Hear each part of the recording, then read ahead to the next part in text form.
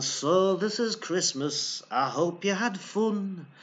Evening all. Yes, I hope you did have a fun Christmas. It was pretty good here at the Hughes household. Okay, I'm doing this as a response video to something I saw that I really enjoyed just a little while ago. Less than half an hour ago to be exact. And it was Academic Agent's problem with the BBC. So what I'm going to do now is pause the video. And when I come back, there'll be a nice caption. Now that I've worked out how to use captions, and I'll put a caption in so you can watch this, and do watch that video before continuing on with this, because it really is good stuff from Academic Agent. Okay, so there it is. Follow that link, and yeah, do watch it because I think it's really good. So the BBC, what's to be done with it? Well, the thing about the BBC is that for the last 20 years, at least, it is trying to be two things at once. On the one hand, it really wants to be a major global broadcasting network on the level of the big American commercial ones. It wants to sit alongside ABC, NBC, CBS, and Fox, hence the creation of BBC America. It's to pump the BBC brand and product into America, and there's BBC Worldwide. So I think the BBC would like the whole world's broadcasting to be under its umbrella. Well, that'd be fitting, given its kind of current Marxist inclinations. So on the one hand, it wants to be commercial. It wants to absolutely trounce all the commercial networks out there. But on the other hand, it still has this mission that it's had since the 1920s of providing informative educating and entertaining shows, and also to produce shows that commercial networks wouldn't touch, namely kind of more intellectual highbrow shows, particularly documentaries and about the arts, and more niche sports. And on the surface of things, there's nothing wrong with that. There's nothing wrong with a bit of niche broadcasting. There's nothing wrong with trying to promote well-made and informative documentaries, particularly on history, science, and the arts. I would argue at the moment the BBC have forgotten how to do those things, but once upon a time it was very, very good indeed, and it's made its reputation on being very good at these kind of things, because let's face it, the Americans couldn't make those shows. You have a purely commercial broadcasting environment, and when you say, okay, let's have some history and science documentaries on a channel, what do the Americans give us? They give us Hitler, sharks, and conspiracy theories. So you can make an argument, yes, the BBC should be doing these things, because if they weren't around, who else would make them? You might argue, well, let the market decide. Now, there's a problem with that, and that is that I think the market would like some highbrow shows. It would like some good documentaries on history and science and the arts. The problem is that you have TV executives, and TV executives think they know what the public want, and they are very risk averse. So that is why commercial TV networks tend to go for tried and tested formulas. They don't like promoting new stars. They like their stars to begin somewhere else, and then they're given a run when they've shown that they have potential to be stars. Likewise with formats. You go to a commercial network with a format to pitch an idea, and they want to hear is it something that is currently a hit, right? You don't want to give them anything too new. You don't want to give them anything that is isn't working off an established format. And ideally, what you want to be pitching to a TV network is something that is almost the same as a current hit that they've got on TV, but with one or two slight variations, so it looks like it's the next progression up. How do I know this? Well, I've worked in film and TV industry for 20 years. I've been at pitch meetings. I've spoken to TV network executives. In my career, I've worked on two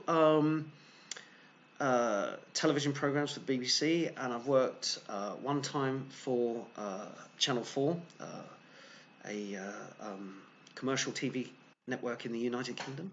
I've never worked for ITV or no, did I work on Channel 5? I worked on something that eventually ended up on Channel 5, although when we were making it, we didn't know it was going to be on Channel 5, if that makes any sense. But I've had dealings with, in particular, the BBC, working for other production companies and their paths crossed with the BBC on a couple of issues. So I've met a lot of BBC employees, commissioning editors, people who have the power to say yay or nay on creative decisions. So I know quite a bit about how it works, and I've seen top producers in action, and I know who the good ones are and who the bad ones are, and what they do. So what we have at the moment is a very confused television network across the world, which is rapidly losing contact with its base, and it's trying to do things to try and pull people back to watching mainstream network television. But what happens is that the BBC is held in too high regard. This is the same problem that the National Health Service runs into, is the fact that it's seen as so intrinsically linked to the nation and to the culture of the nation, or in the BBC's case, they see it as intrinsically linked to the world, that you can't even question it. You can't even suggest that there needs to be a radical overhaul of the entire BBC system to suggest that perhaps we should do away with the license fee and make it entirely subscription based, or introduce advertising into the BBC is considered blasphemy. It's a heretical suggestion. And yet something like that does need to happen, or at least we need to start asking tough questions of how the BBC works and how it's funded. We should be having these discussions out in the open. People should be coming up with alternative suggestions. Now, I'm not sure what is the correct solution. If you totally commercialize the BBC, you will be losing something in the process. Yes, you will be losing perhaps a lot of the Marxist claptrap, or you may not. In this current climate, Marxism is infesting the corporate world at such a rate that it will soon become indistinguishable between Marxism and what we thought was once upon a time capitalism, but is now sort of corporatism, selling you things you don't want by force. So if you totally privatize the BBC, you might lose the quality documentaries and science programs and arts programs. You might lose the comedy, because comedy in broadcasting is dying on its feet, because the left is shrinking the Overton window. It's currently about that big.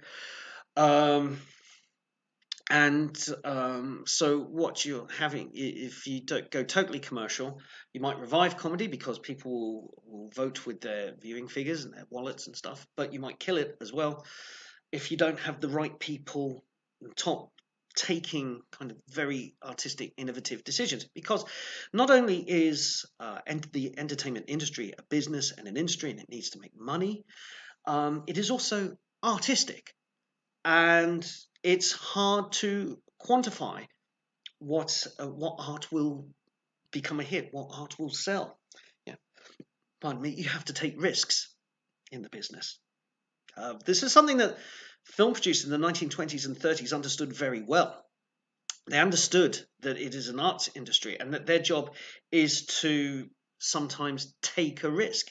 Yes, you can take established stars and an established director, and you can give a project lots of money and follow a formula to try and get a movie a big success. But back in the golden age, the movie moguls also liked to take risks because they understood that there was an artistic element to what they did.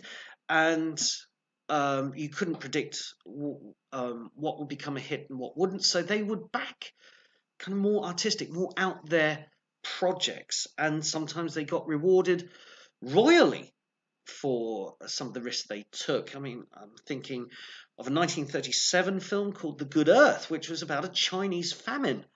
It's a good movie, by the way. But that became a hit. And then a few years later, you thought you would have a surefire hit with a nice Christmassy film starring Jimmy Stewart called It's a Wonderful Life. That was a bomb at the box office, and it later on became a hit, mainly through repeated television viewings. But then the public was slow to respond to that one. They were slow to respond to The Shawshank Redemption. But in this current climate, you probably wouldn't get The Shawshank Redemption greenlit by a major studio anymore, because how will it go down in China? A film about a prison. Right? A film about people trying to maintain their sanity and individuality in a system that's trying to dehumanize them. That won't go down well in China at all. Yet sometimes you've got to take an artistic punt. Otherwise, you're left with Hitler, sharks, and conspiracy theories on the History Channel. So that's the risk of making the BBC entirely commercially driven. Or another idea I've been mulling over for a few years is ditching the BBC's remit to be corporate. It doesn't need it. It doesn't need Strictly Come Dancing. It doesn't need to be glossy. It doesn't need to be star driven. It doesn't need Top Gear anymore because it's gone off. It's become the Grand Tour. That's the show people want. Channel 5 have got a car show of its own, a little bit smaller scale. So if people don't like the bombasts of Jeremy Clarkson and his chums, they've got an alternative. The BBC doesn't need to be trying to outcompete the Grand Tour. It doesn't need to compete at all. You can have a very small BBC on a much smaller license fee, and it just concentrates on breaking out new talent and commissioning documentaries and arts programs that stick to a kind of remit of being balanced and impartial and getting genuine experts, not just peddling a kind of Marxist history show in disguise. Not trying to force a political agenda just by giving you something informative about science and history and culture. It could be that small niche channel once again and have a smaller license fee. Or we could see a huge boon and investment to what's happening on the internet. You see, some of my favorite history documentaries at the moment are being made by what I would once term enthusiastic amateurs, but they've actually gone pro. My favorite, I mean, this is a golden age of military history to be viewed on the internet. Lindy Beige, The Chieftain, Military History Visualized. I recommend those 3 channels if you are interested in military history. And I think there's a number of others, really enthusiastic people who know their stuff and who have a way of presenting it to the public in a way that is very accessible. And this is happening on YouTube. So maybe the future of arts is in the hands of individual creators. But I hope that continues. My worry with those guys is that the money's going to run out because of all the faff with the payment processing. Because now Lindy Beige, you could make an argument that Lindy Beige is connected to the Alternative Influence Network because once he did a video with Sargon of Akkad, and also Lindy Beige has taken a stand and come off Patreon as well. So, the arts and TV entertainment is in a precarious situation at the moment. And what is the right way forward? I don't think the complete market forces argument holds up because we see where market forces leads. It leads to a cheap, shoddy product. But that, I think, is mainly a problem of network executives not trusting content creators and audiences to find one another. So what they dish is it's cafe equivalent. Imagine that they were running a cafe, and the only item on the menu is runny mince, because they could easily cook you a steak out the back, but they won't, because they're worried you won't like steak, but you will like runny mince. And so all you get is runny mince, and you haven't got much of an alternative. So we need to look at our entertainment in a very fresh way. We need to ask serious questions about BBC and television entertainment in general, but those questions can only be asked if we have a free format to discuss these things, and if we have good, viable alternatives that are not being defunded or deplatformed by the legacy media. So everything's precarious, but do check out Academic Agent's video. I just wanted to add a few more bits from my perspective and my experience, but I won't. I will say that what Academic Agent puts in his video on this one, I think it's all sound. It's all good. I just wanted to give an extra spin to it. Anyway, I'm off to party for 2 days from tomorrow, so I won't see you until sometime in 2019, probably the middle of next week, when the hangover has worn off and the boys are back to school. So until then, have a great new year. Don't despair. Where there's hope, out there somewhere. And if you find it, let me know. Okay, take care, guys. Bye.